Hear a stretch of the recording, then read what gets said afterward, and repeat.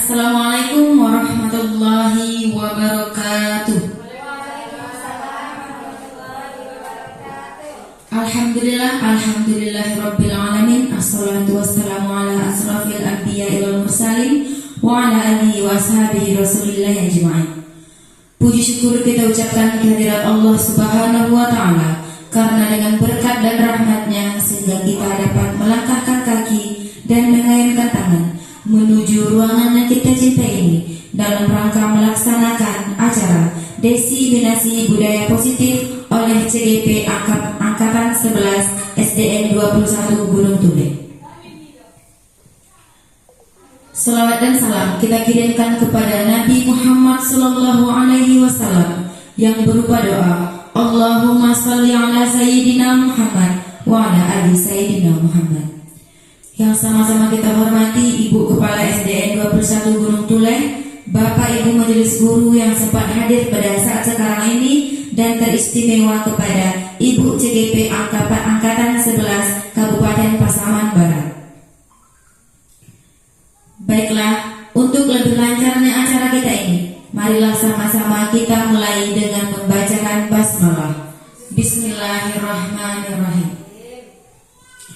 Acara selanjutnya, pembacaan kalam ilahi yang dibawakan oleh Ibu Wahyu Laili SPDI. Kepada Ibu, waktu dan tempat disilakan.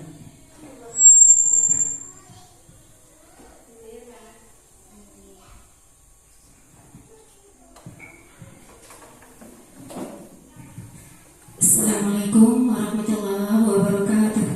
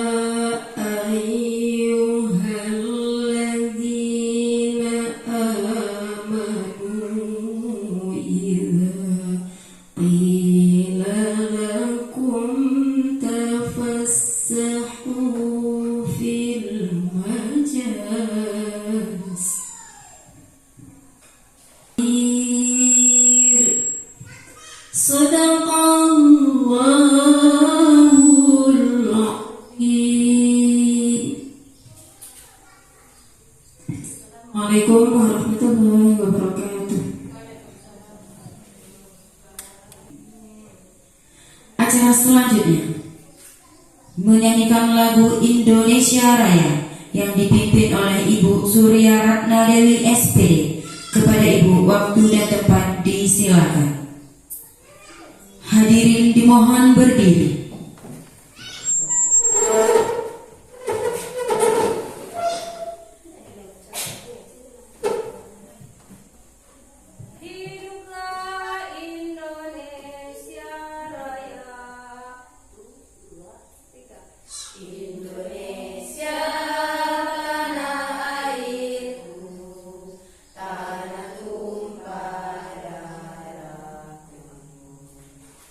Di sana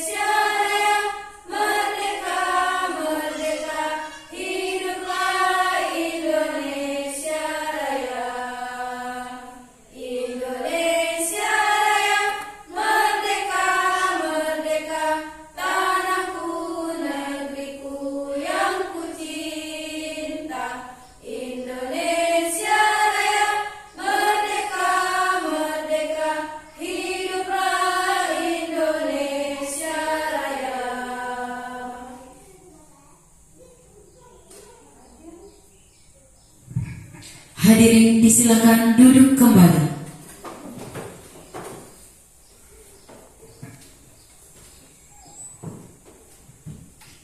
Selanjutnya, kata sambutan dari Ibu Kepala Sekolah SDN 21 Gunung Tule.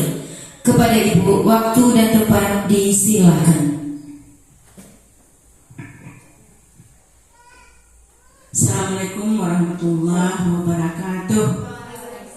Pertama sekali, tak lupa kita mengucapkan puji dusta syukur kehadirat Allah Subhanahu wa Ta'ala yang tetap melimpahkan rahmat kesehatan kepada kita, hidayah, sehingga kita bisa berkumpul di ruangan ini dalam rangka kegiatan CGP Angkatan 11 Kabupaten Pasaman Barat. Tak lupa salawat dan salam kita sampaikan kepada junjungan kita Nabi besar Muhammad SAW berupa ucapan doa singkat, Allahumma sholli ala sayyidina Muhammad wa ala ali sayyidina Muhammad. Mudah-mudahan dengan sering berselawat kepada beliau kita mendapatkan syafaat di yaumil akhir nanti. Amin ya rabbal alamin. Yang saya hormati Bapak Ibu Majelis Guru SD 21 Gunung Tule sekaligus karyawati, dan teristimewa kepada CGP Angkatan 11 Kabupaten Pasaman Barat yang ada di SD 21 Gunung Tule ini, Ibu Padilla Indri. Alhamdulillah, SD 21 sudah beberapa kali guru mengikuti kegiatan guru penggerak. Sebelumnya sudah ada 4 orang yang sudah lulus. Alhamdulillah, ini adalah yang kelima, yaitu Ibu Padilla Indri Sapitri, angkatan ke-11.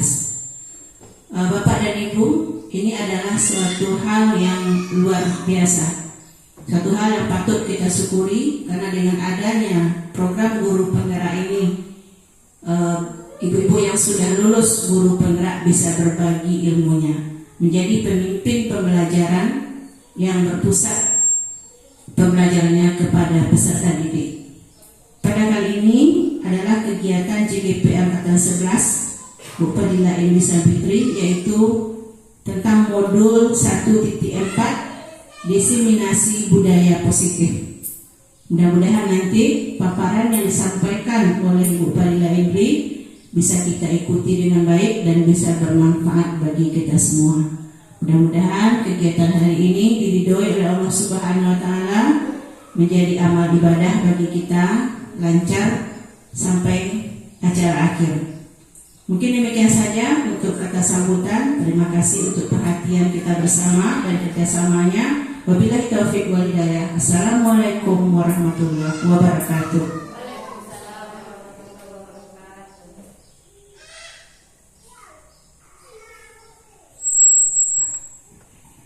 Terima kasih kita ucapkan kepada Ibu Kepala SDN 21 Gunung Tule yang telah memberikan kata sambutan. Selanjutnya, masuklah kita kepada kegiatan inti, pemaparan materi tentang diseminasi penyebaran budaya positif oleh CGP Angkatan 11 Kabupaten Pasaman Barat. Kepada Ibu Padilla Indri Sapitri SPD, waktu dan tempat disilakan.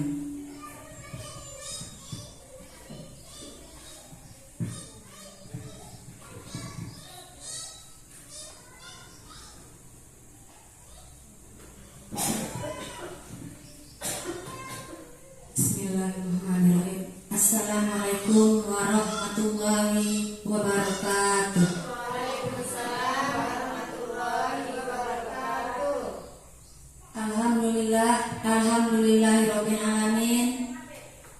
Puji beserta syukur sama-sama kita ucapkan kehadiran Allah Subhanahu wa Ta'ala, di mana dengan rahmat beliaulah kita bisa berkumpul dalam ruangan ini untuk melaksanakan acara diseminasi budaya positif untuk memenuhi tugas aksi nyata modul 1.4.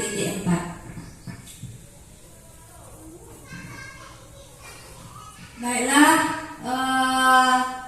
untuk diseminasi penyebaran pemahaman dan penerapan pengalaman budaya positif ini oleh CGP Angkatan 11, saya sendiri yaitu Fadila Indrisa Fitri dari Kabupaten Pasaman Barat. Selamat datang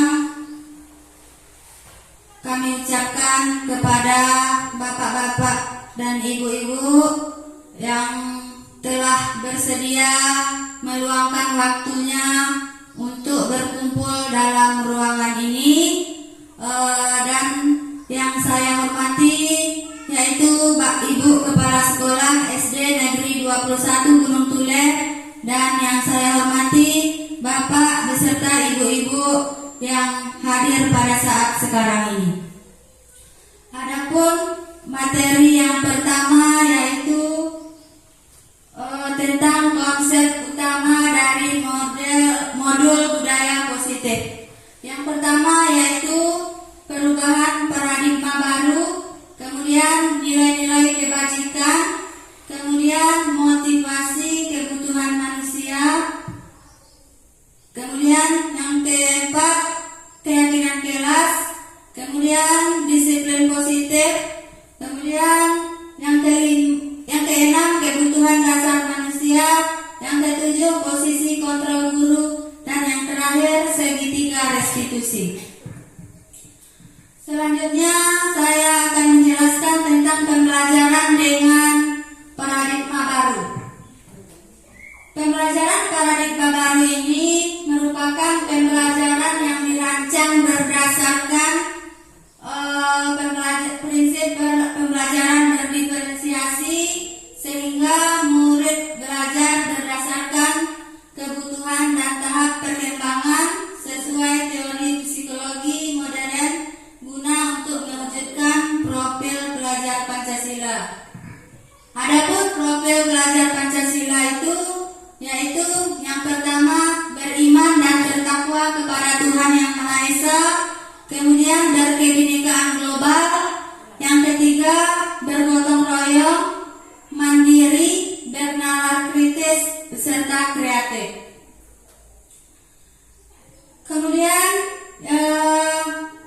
miskonsepsi tentang teori kontrol. Yang pertama yaitu ilusi mengontrol murid. Kemudian ilusi orang dewasa memiliki hak untuk memaksa. Kemudian ilusi bahasa semua penguatan positif, efektif, dan bermanfaat. Kemudian yang selanjutnya ilusi berbicara kritik dan membuat orang merasa bersalah, dapat menguatkan karakter. Selanjutnya merubah paradigma baru, stimulus atau respon kepada pendekatan teori kontrol.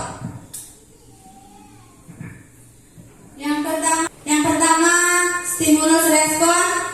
Yang pertama tentang stimulus respon itu yaitu realitas kebutuhan kita semua. Sedangkan teori kontrol itu realitasnya untuk kebutuhan yang berbeda. Kemudian yang selanjutnya semua orang melihat hal yang sama, sedangkan teori kontrol kita berusaha memahami pandangan orang lain tentang dunia. Kemudian yang selanjutnya perilaku buruk dapat dilihat sebagai suatu kesalahan. Kalau teori kontrol, semua perilaku memiliki tujuan. Selanjutnya orang lain bisa mengontrol saya. Kalau teori kontrol, hanya Anda yang bisa mengontrol diri Anda. Kemudian stimulus respon selanjutnya, saya bisa mengontrol orang lain. Kemudian tentang teori kontrol, Anda tidak bisa mengontrol orang lain. Selanjutnya pemaksaan ada pada saat bujukan gagal. Sedangkan terhadap teori kontrol, kolaborasi dan keseriusan untuk dapat menciptakan pilihan-pilihan yang baru. Kemudian stimulus respon yang terakhir, model berpikir menang atau kalah. Sedangkan teori kontrol model berpikir menang-menang. Materi selanjutnya yaitu mengenai disiplin positif, di mana kata disiplin ini berasal dari bahasa Latin yaitu discipline, yang artinya belajar. Disiplin diri dapat membuat seseorang menggali potensinya, kemudian menuju kepada sebuah tujuan, suatu yang dihargai dan bermakna. Disiplin diri juga mempelajari bagaimana cara kita mengontrol diri dan bagaimana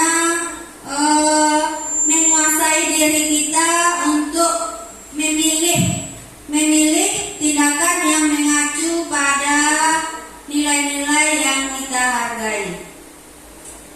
Kemudian disiplin positif ini, seseorang yang memiliki disiplin di sini berarti mereka bisa bertanggung jawab terhadap apa yang dilakukan karena mendasarkan tindakan mereka pada nilai-nilai kebajikan universal.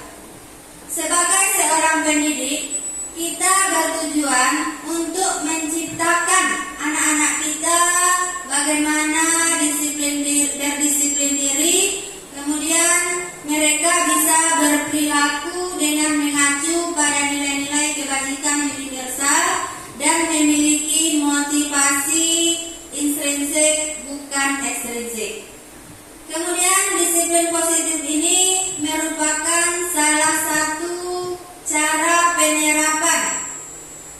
penerapan disiplin diri yang bertujuan untuk memberdayakan murid tanpa imbalan dan penghargaan, kemudian ancaman atau hukuman. Adapun nilai-nilai dari kebajikan universal ini, yang pertama, nilai-nilai kebajikan yang disepakati secara bersama, lepas dari suku, agama, bahasa maupun latar belakangnya. Kemudian yang kedua, nilai-nilai kebajikan di sini adalah sifat-sifat yang positif manusia yang merupakan tujuan mulia yang ingin dicapai setiap individu.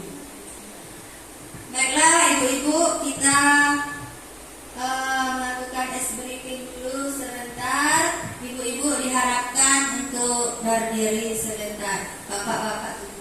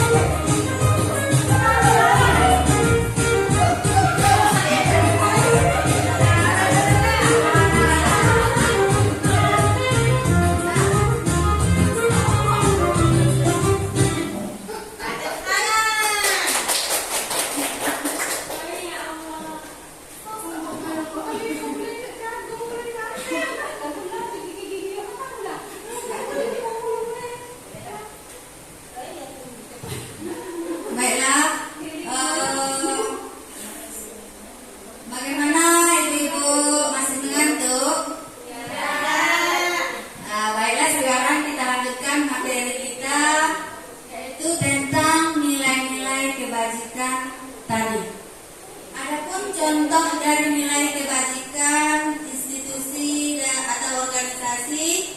Yang pertama yang melandaskan profil pelajar Pancasila, yaitu bagaimana cara seseorang itu beriman dan bertakwa kepada Tuhan Yang Maha Esa dan berakhlak mulia. Kemudian berkebinekaan global, gotong royong, mandiri, dan bernalar kritis.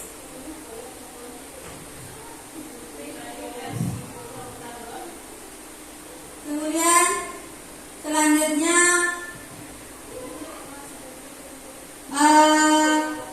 toleransi terhadap rasa hormat, integritas, mandiri, kemudian menghargai, antusias, empati, kemudian keingintahuan, kreativitas, kerjasama, kolaborasi, kemudian percaya diri, serta komitmen.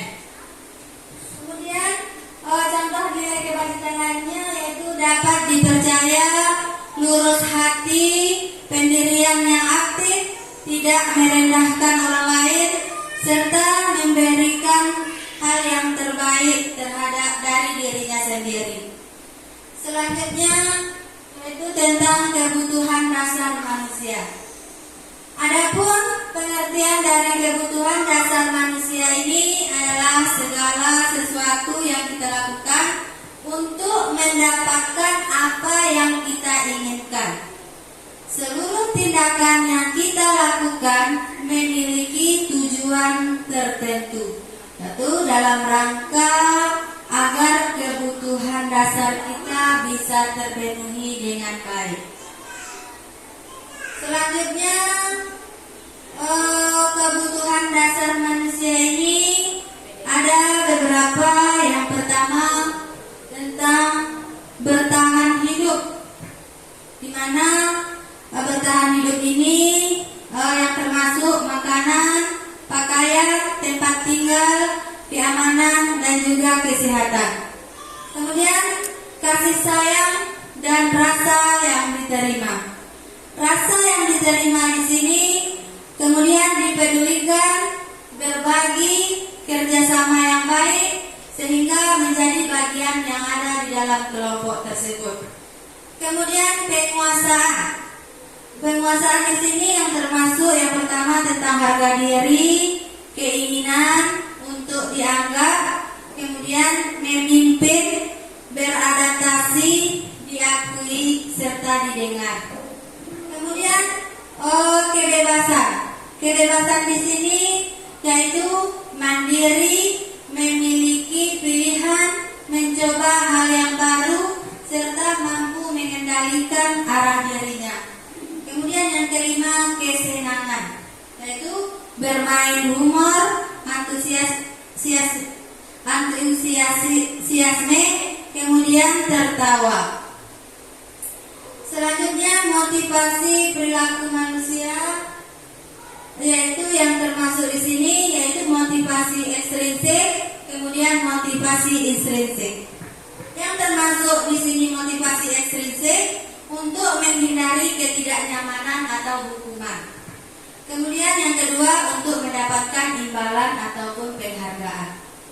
Yang termasuk di sini motivasi intrinsik yaitu untuk menjadi orang yang mereka inginkan dan menghargai dirinya sendiri dengan nilai-nilai yang mereka percaya. Seterusnya hukuman, kemudian konsekuensi, kemudian restitusi. Yang termasuk di sini hukuman yaitu tidak terencana atau tiba-tiba. Kemudian murid pun tidak tahu apa-apa yang akan terjadi. Kemudian bersifat satu arah. Kemudian berupa hukuman fisik atau fisikis atau kata-kata. Kemudian konsekuensi di sini yaitu terencana, kemudian disepakati sesuai peraturan, kemudian murid tetap dibuat tidak nyaman, sikap guru selalu memonitor murid. Kemudian yang ketiga, restitusi. Yang termasuk di restitusi di sini, proses menciptakan kondisi bagi murid untuk memperbaiki kesalahan. Kemudian proses kolaboratif yang mengajarkan murid untuk mencari solusi sendiri.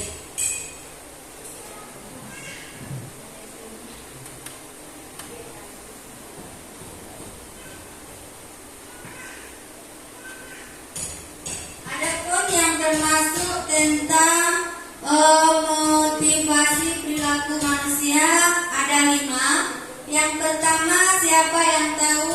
Yang pertama,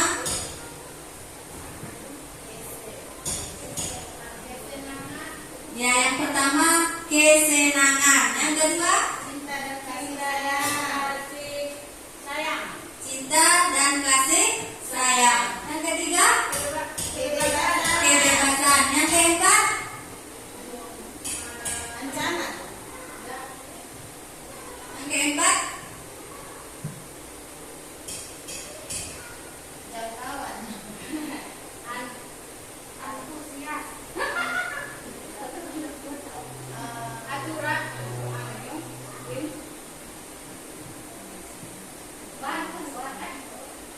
Penguasaan. ya, penguasaan. Yang kelima,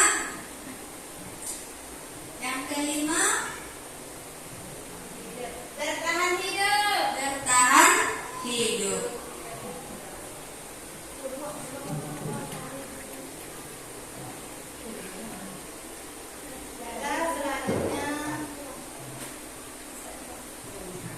Selanjutnya yaitu 5 posisi kontrol guru.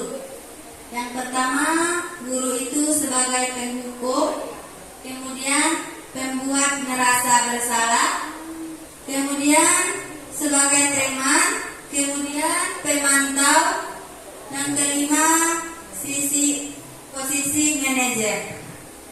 Adapun posisi yang pertama yaitu sebagai posisi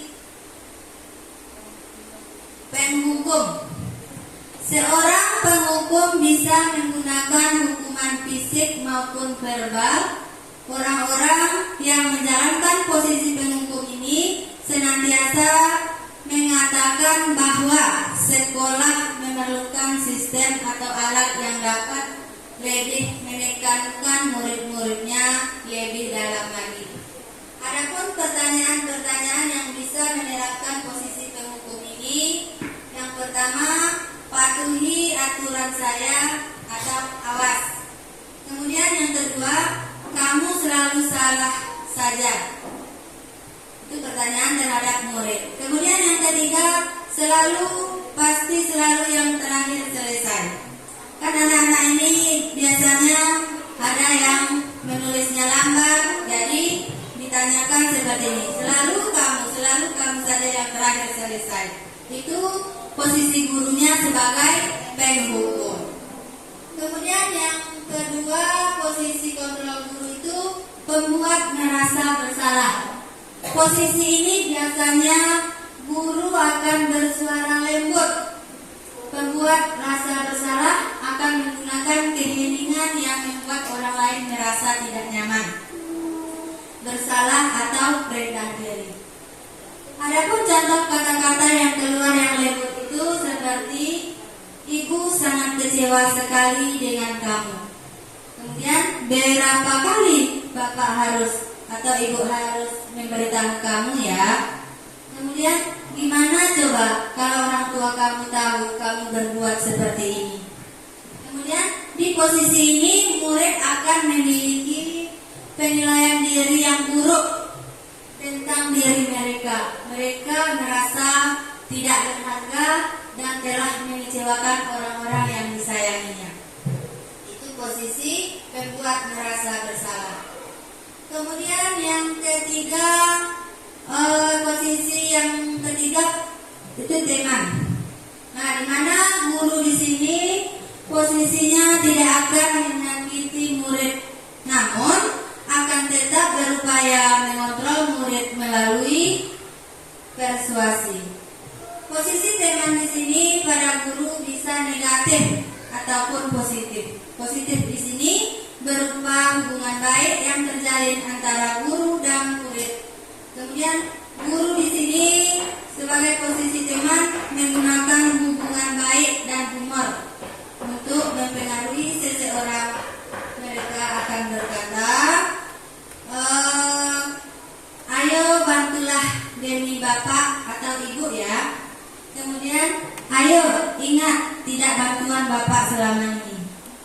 Kemudian yang ketiga, ya sudah kali ini tidak apa-apa, nanti ibu bantu bereskan.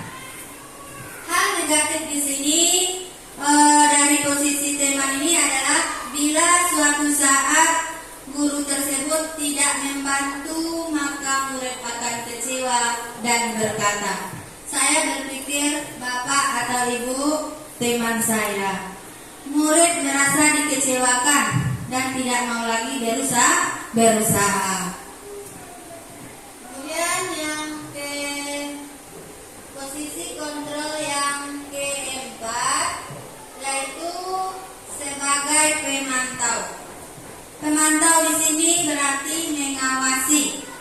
Pada saat kita mengawasi, kita bertanggung jawab atau berperilaku orang-orang yang kita awasi. Posisi pemantau di sini berdasarkan peraturan dan konsekuensi. Pertanyaan yang digunakan sebagai pemantau ini biasanya yang pertama, peraturannya apa? Kemudian apa yang telah kamu lakukan? Kemudian sanksi atau konsekuensinya apa? Seorang pemantau di sini sangat mengandalkan perhitungan.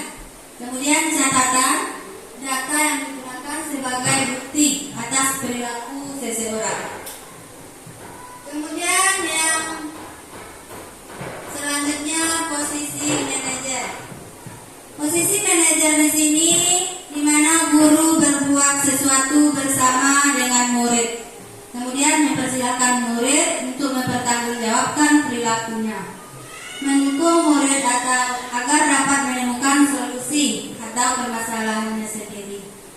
Biasanya seorang manajer ini akan berkata, apa yang kita yakini, ini kembali biasanya ke keyakinan kelas. Kemudian, apakah kamu meyakininya? Kemudian, jika kamu meyakininya, apakah kamu bersedia memperbaikinya? Kemudian, jika kamu memperbaiki ini, hal ini menunjukkan apa tentang dirimu? Kemudian, apa rencanamu untuk memperbaiki hal ini? Jadi, tugas seorang guru sebagai manajer ini bukan untuk mengatur perilaku seseorang, namun membimbing murid untuk dapat mengatur dirinya sendiri. Baiklah, adapun disiplin positif di sini, posisi yang paling baik untuk seorang guru adalah di posisi manajer. Namun ada beberapa kali pernah saya melakukan posisi kontrol seorang guru ini saya lakukan sebagai penghukum, di mana saya menghukum anak itu karena dia tidak membuat PR. Seorang guru menyuruh murid tersebut untuk berdiri di depan kelas. Namun ternyata itu salah, Bapak Ibu, karena posisi dari seorang guru di sini yaitu posisi manajer, yaitu posisi guru berbuat sesuatu bersama murid dan mempersilahkan murid untuk mempertanggungjawabkannya dengan keyakinan kelas yang sudah kita bikin. Kemudian selanjutnya di sini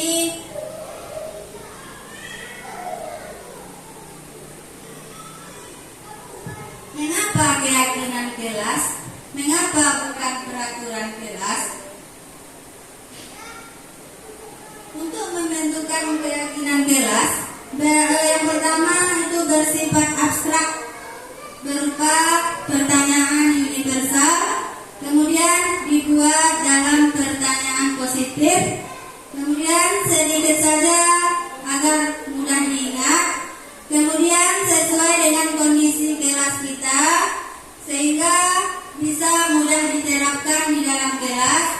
Kemudian yang terakhir, semua warga sekolah atau warga kelas dilibatkan saat membuat keyakinan kelas, di mana keyakinan kelas ini bisa membuat kelas kita bisa merasa nyaman dalam proses belajar mengajarnya, sehingga anak didik kita tidak melakukan kesalahan yang ada terhadap yang mereka buat.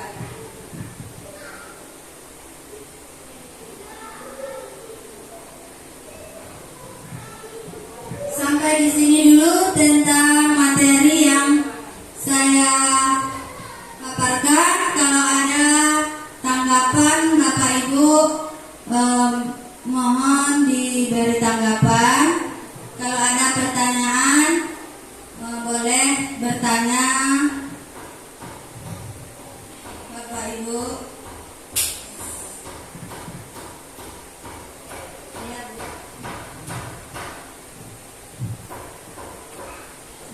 Assalamualaikum warahmatullahi wabarakatuh.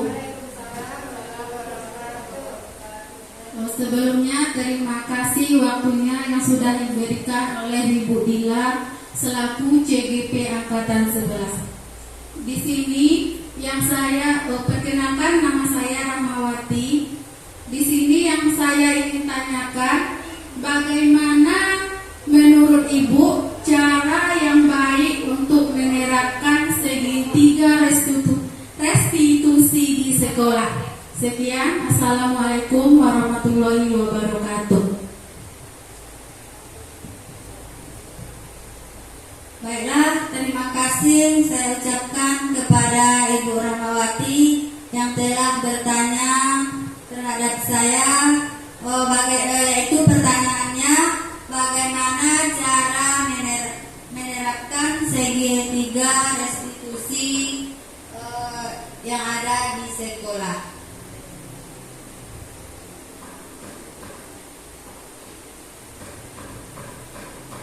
Adapun segitiga restitusi di sini ada 3 hal. Yang pertama, menstabilkan identitas. Kemudian yang kedua, validasi tindakan yang salah. Kemudian yang ketiga, menanyakan keyakinan. Itu 3 hal tentang penerapan segitiga restitusi. Yang pertama, menstabilkan identitas. Langkah awal yang perlu kita lakukan dalam segitiga restitusi ini adalah menstabilkan identitas.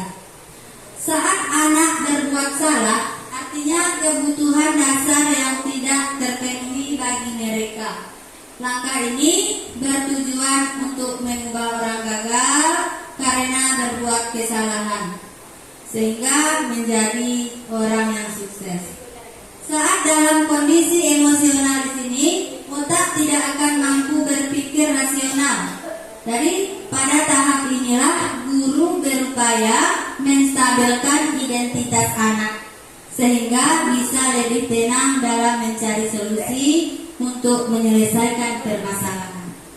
Kemudian tahap yang kedua yaitu validasi tindakan yang salah.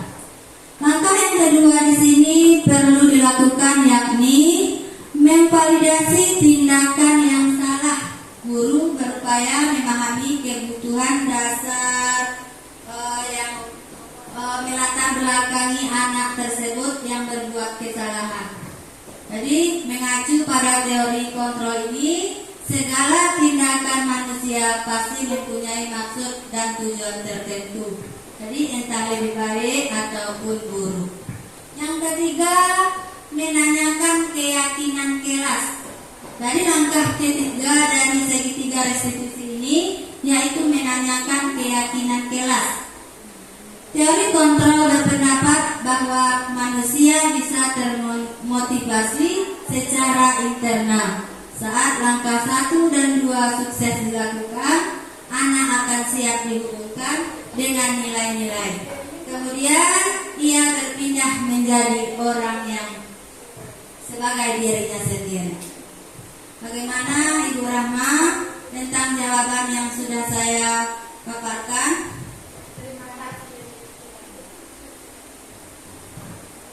Terima kasih atas jawaban dari Bu Dila yang jawabannya sudah rinci dan saya bisa memahaminya. Terima kasih kepada Ibu Rahmawati. Kemudian apakah ada dari bapak-bapak, ibu-ibu yang ingin memberikan tanggapan tentang jawaban saya? Kalau tidak ada lagi yang ingin bertanya?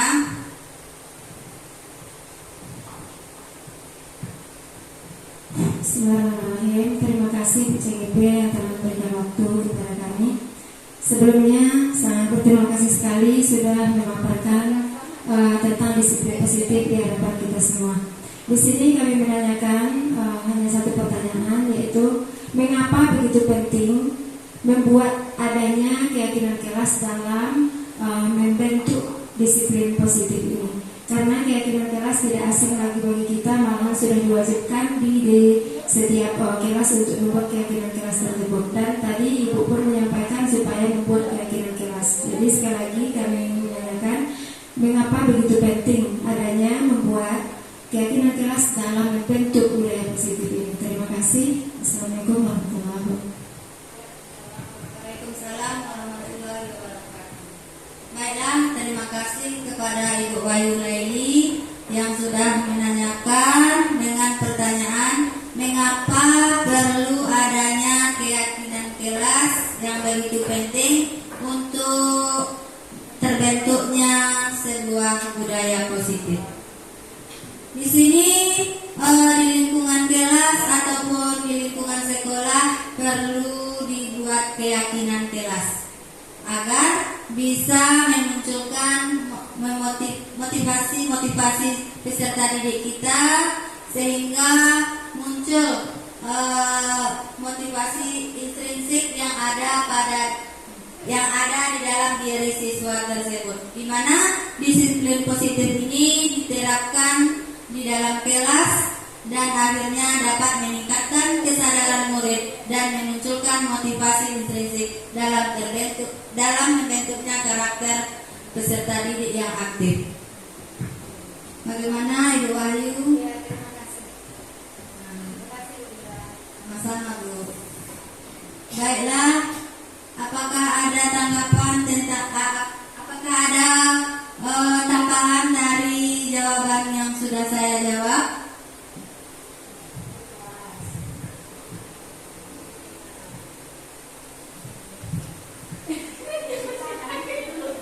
Dipersilakan kepada Ibu Kepala untuk menambahkan jawaban. Baik Bu Dila, nampaknya sudah bagus jawabannya. Cuma Ibu ingin menambah pertanyaan, boleh nggak? Jadi tadi kita sudah bicara tentang cara menerapkan segitiga restitusi. Nah, selama Bu Dila di kelas semester inilah, apakah sudah ada Ibu Dila mencobakan segitiga restitusi ini? Tadi kan langkahnya ada 3. Yang pertama kan menstabilkan diri siswa. Kemudian yang kedua, validasi tindakan yang salah. Pada slide 15 mungkin atau slide 14. Coba lihat slide 15 atau 14 tadi. Yang tadi juga, ya.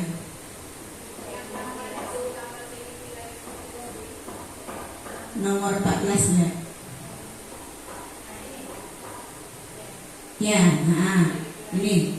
Yang pertama menstabilkan identitas, yang kedua tadi validasi tindakan yang salah, kemudian menanyakan keyakinan kelas. Apakah sudah ada contohnya? Misalnya siswanya mengapa, kemudian apa langkah Bu Dila dalam 3 hal ini? Nah, Nah, kira-kira paham pertanyaan Ibu? Contoh masalahnya misalnya apa, mengapa siswa itu. Kemudian Bu Ila, mengapa siswa yang 3 ini? Kira-kira paham maksud Ibu?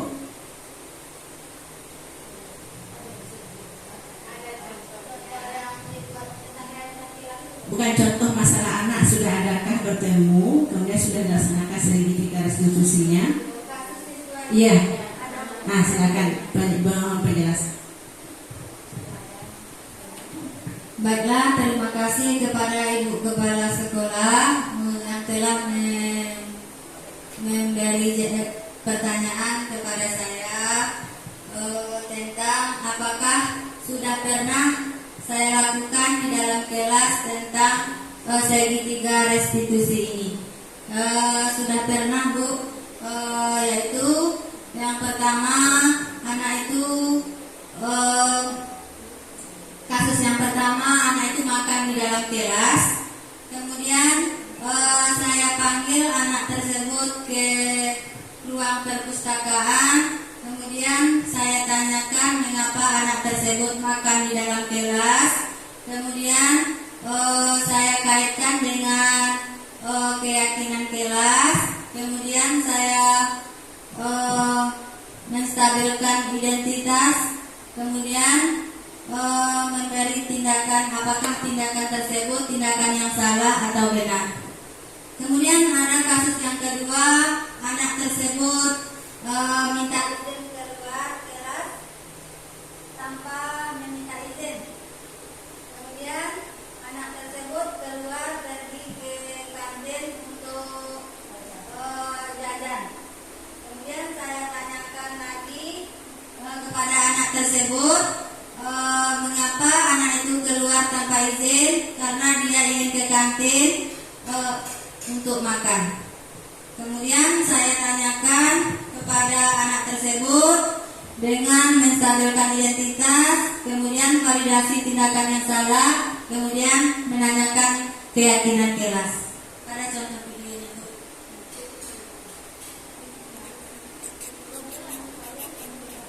Saya akan melihatkan tampilan video yang sudah saya lakukan.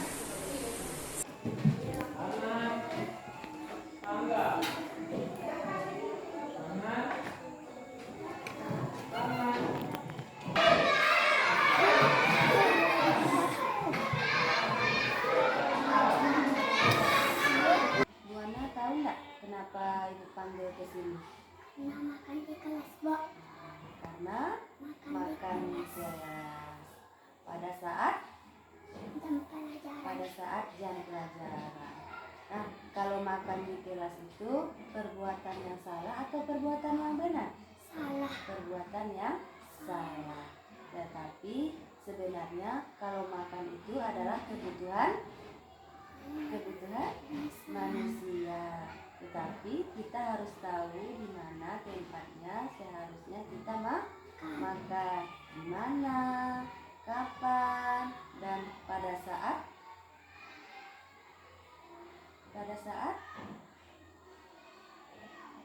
kalau di sekolah pada saat jam istirahat. Nah, jadi perbuatan makan di kelas itu perbuatan apa tadi? Perbuatan yang salah. Kenapa? Karena makan di kelas pada saat jam pelajaran. Nah, sekarang untuk tanya dulu sama Buana. Buana tadi malam tidurnya jam berapa? Jam 9. Kalau tidurnya jam 9 berarti bangunnya lebih awal. Nah, besok pagi tadi pagi Buana jam berapa bangunnya? Jam 7. Jadi Buana tadi makan di kelas karena tadi pagi ada sarapan tadi pagi? Belum. Jadi besok pagi Buana sebelum berangkat ke sekolah harus sarapan terlebih dahulu. Buana, tadi Buana makan di kelas karena Buana belum Sarapan pagi. Sebelumnya Ibu tanya dulu Buana, kita sudah memiliki keyakinan kelas atau belum? Sudah. Buana masih ingat nggak? Masih. Apa saja tentang keyakinan kelas kita? Jujur. Apa lagi? Tidak boleh berkata kotor. Tidak boleh berkata kotor. Apa lagi? Masuk tepat waktu. Masuk tepat waktu. Apa lagi? Menjaga kebersihan. Menjaga kebersihan kelas. Apa lagi? Boleh makan di kelas. Tidak boleh makan di kelas. Nah, itulah tentang keyakinan kelas kita ya.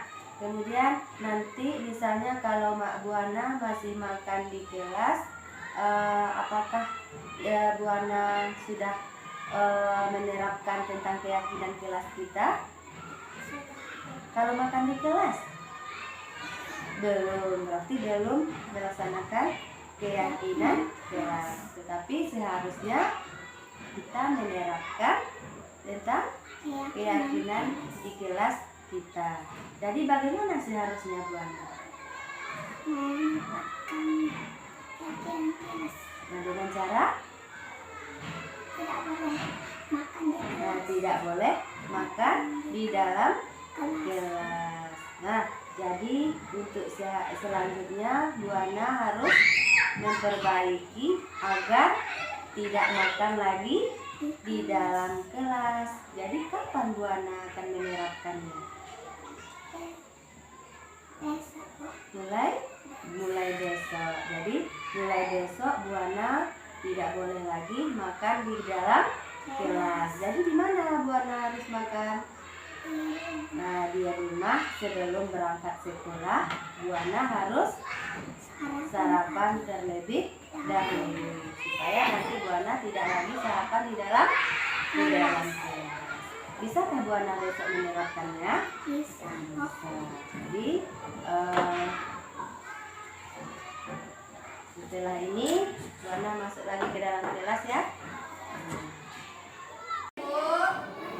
Ibu minta izin keluar dulu sebentar. Ada yang ingin Ibu ambilkan. Nanti anak-anak Ibu semua tak ada yang keluar ya tanpa seizin Ibu. Permisi Ibu dulu sebentar ya.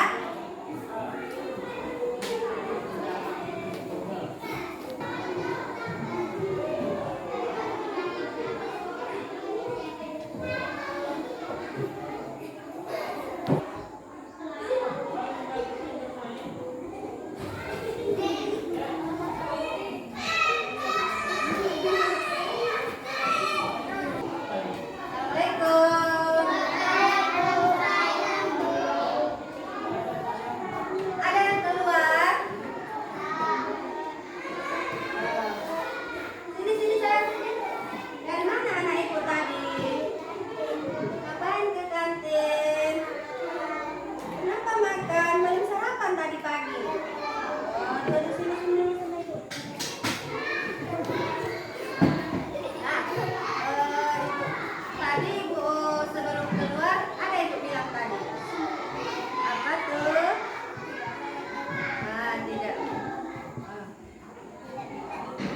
Tidak boleh keluar sebelum minta izin. Nyatanya anak Ibu keluar sebelum minta izin. Nah, jadi keluar pergi kemana? Ke kantin. Ngapain ke kantin? Makan. Belum sarapan tadi pagi ya? Belum.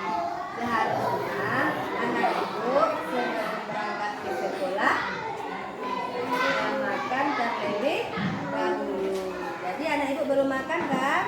Mulai hari ini anak Ibu mau berjanji sama Ibu? Mau. Apa janjinya sama Ibu?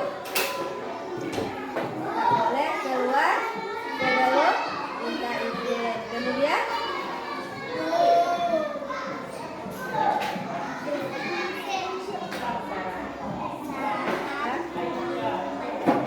sarapan di rumah dulu sebelum berangkat ke sekolah.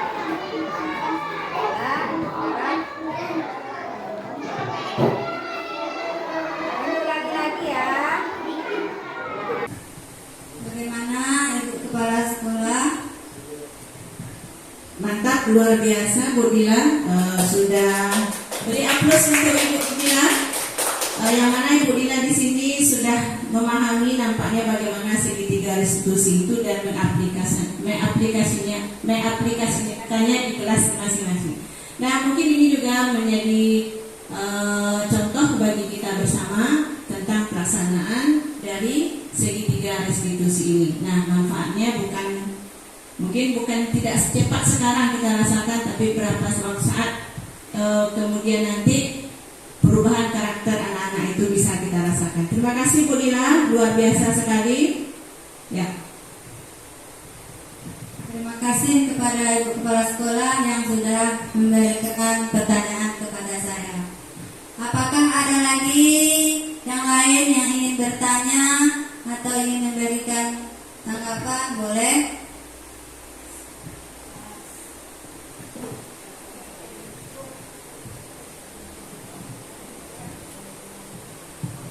Assalamualaikum warahmatullahi wabarakatuh.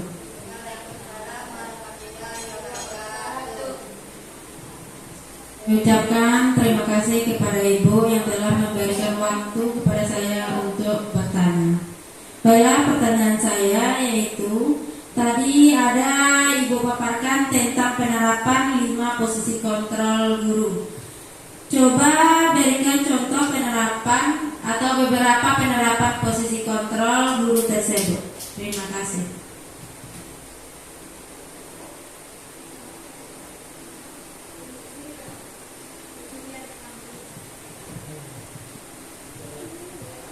Terima kasih saya ucapkan kepada Ibu Elsa Dipayana yang telah memberikan pertanyaan kepada saya. Mana di sini pertanyaannya yaitu coba berikan contoh penerapan 5 posisi kontrol yang pernah saya lakukan.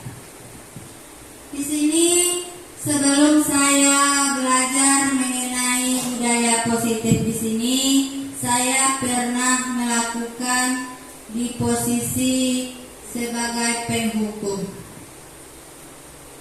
Di mana kasus siswa ini yaitu tidak pernah mengumpulkan pekerjaan rumah dengan tepat waktu. Di sini saya berdirikan anak tersebut di depan kelas selama proses pembelajaran itu berlangsung. Kemudian saya merasa bersalah karena beberapa kali saya melakukan tindakan tersebut, padahal yang selama ini saya lakukan merupakan perbuatan yang salah. Namun sebenarnya posisi kontrol seorang guru adalah sebagai posisi manajer.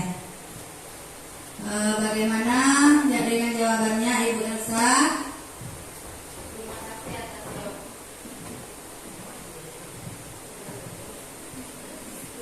Terima kasih atas jawabannya yang telah Ibu berikan. Saya ucapkan terima kasih.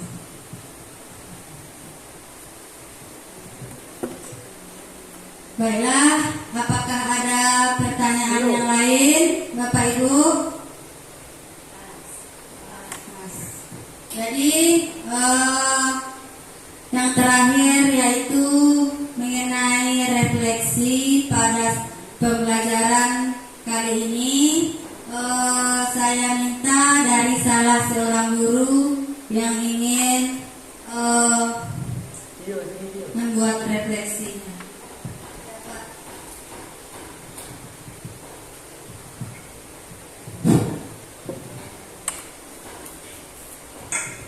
Terima kasih kepada Ibu CGP Angkatan 11, Ibu Fadila Hendri yang telah memberikan kesempatan kepada saya untuk memberikan sedikit refleksi dari pemaparan tentang diseminasi penerapan budaya positif di SD Negeri 21 Gunung Tulen.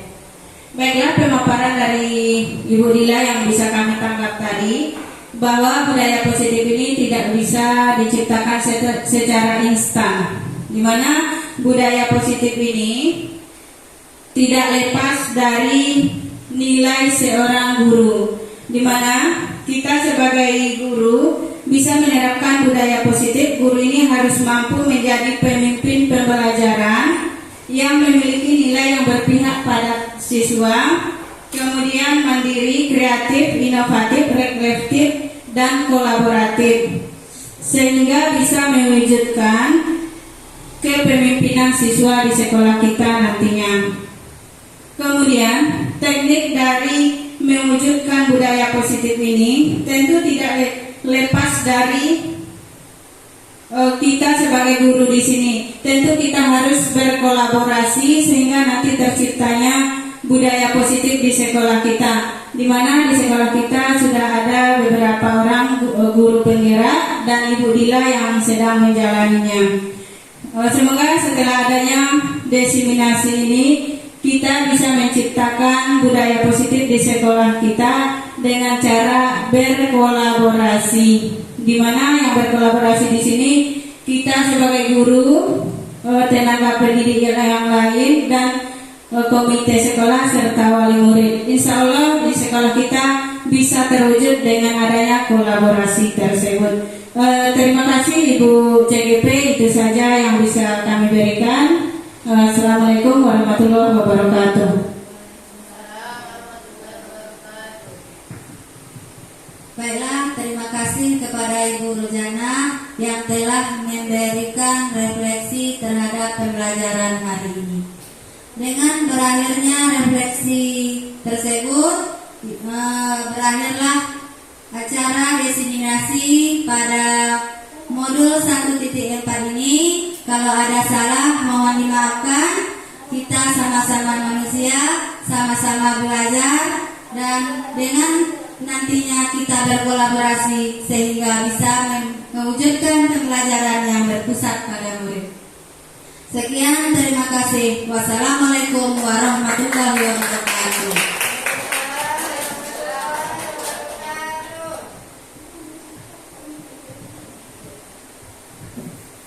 Ya, kita berikan aplaus yang meriah kepada Ibu CGP Angkatan 11 Kabupaten Pasaman Barat, Ibu Fadila Indri Sapitri SPD. Selanjutnya, pembacaan doa yang dibawakan oleh Bapak Yogi Afif Naufan, SPD. Kepada Bapak Yogi, waktu dan tempat disilakan. Bismillahirrahmanirrahim. Alhamdulillahirabbil alamin hamdan yuwafi nikmahu ya rabbana walakal hamdu walakal syukru. Allahumma shalli ala Muhammadin fil awwalina wal akhirin. Subhanaka Allahumma wa bihamdika asyhadu an la ilaha illa anta astaghfiruka wa atubu ilaika. Rabbana atina fid dunya hasanah wa fil akhirati hasanah wa qina azabannar. Walhamdulillahirabbil alamin. Assalamualaikum warahmatullahi wabarakatuh.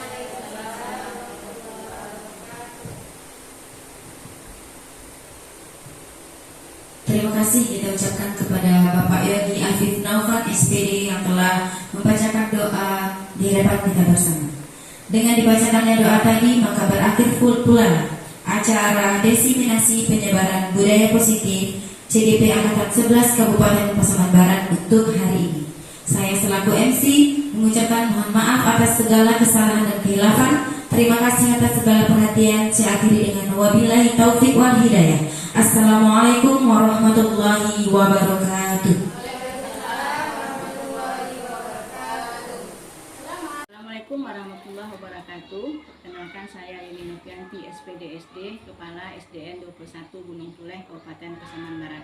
Dalam hal ini ingin menyampaikan tanggapan tentang diseminasi budaya positif yang sudah dilaksanakan oleh Ibu Fadila Indri Sapitri SPD selaku CGP Angkatan 11 Kabupaten Pasaman Barat dari SDN 21 Gunung Tuleh. Dalam penyajian diseminasi positif tersebut, alhamdulillah Ibu Fadila sudah menguasai dengan sangat baik tentang budaya positif dan sudah bisa menerapkan di kelas yang diampunya. Mudah-mudahan ke depan Ibu Fadila selalu sukses dalam menjalankan kegiatan CGP Angkatan 11 dan lulus dengan hasil yang sangat memuaskan. Terima kasih. Wabillahi taufiq wal hidayah. Assalamualaikum warahmatullahi wabarakatuh. Assalamualaikum warahmatullahi wabarakatuh. Perkenalkan, nama saya Rojana. Saya adalah guru kelas 6 SD Negeri 21 Gunung Tuleh. Saya adalah rekan sejawat dari Ibu Padila Indri Sapitri, CGP Angkatan 11 Kabupaten Pasaman Barat. Selama Ibu Dila menjalani CGP, sudah mampu untuk berkolaborasi dengan rekan guru SD Negeri 21 Gunung Tuleh dalam penyebaran budaya positif. Misalnya, penyebaran budaya 5S dan penerapan dalam keyakinan kelas pada setiap kelas, dan selalu berusaha untuk mengajak rekan guru untuk menerapkan merdeka belajar di sekolah kami. Sukses selalu Ibu Dila. Salam guru penggerak, bergerak, tergerak, menggerakkan. Assalamualaikum warahmatullahi wabarakatuh.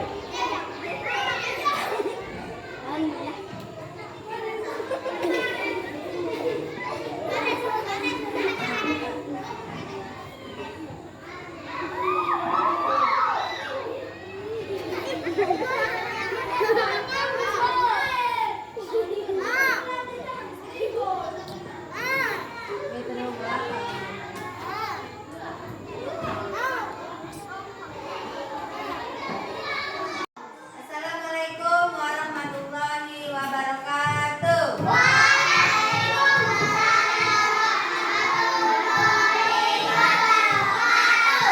Baiklah anak-anak ibu, apa kabarnya hari ini?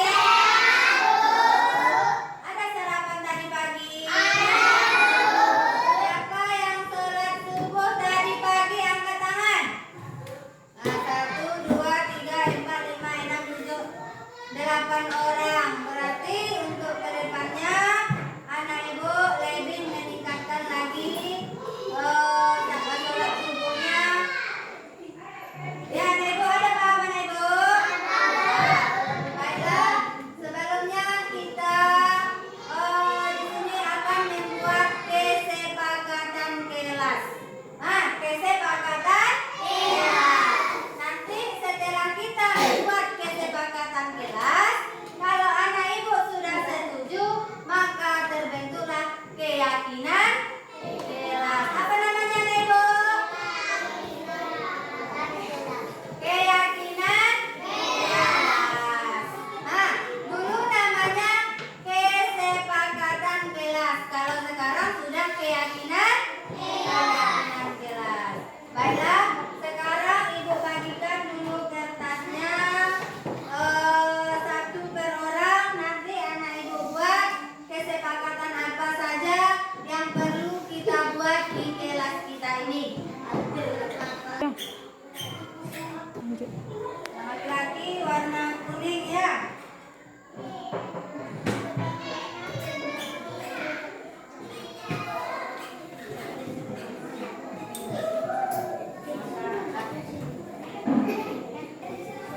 Yang tidak pakai lemnya di belakang ya. Yang pakai lem di belakang.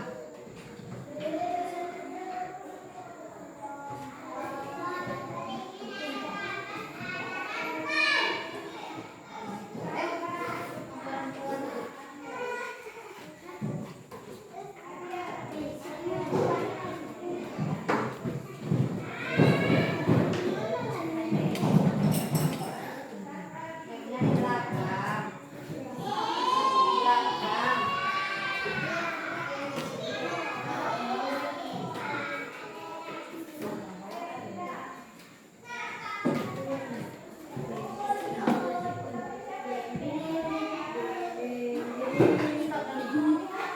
Sudah siap anak ibu? Nah, sekarang anak ibu 1 per orang menempelkan di depan kelas ya. Mulai dari tuh, Parul, catat ya. Tempelkan sini.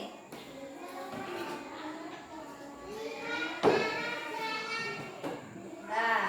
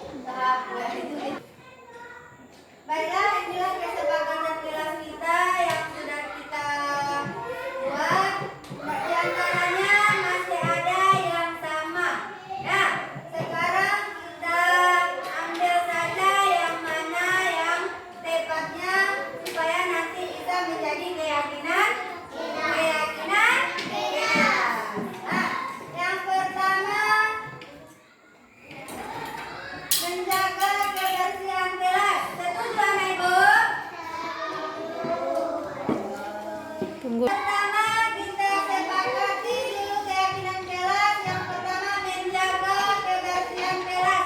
Setuju anak ibu? Nah, kita pindahkan ke tempat keyakinan kelas.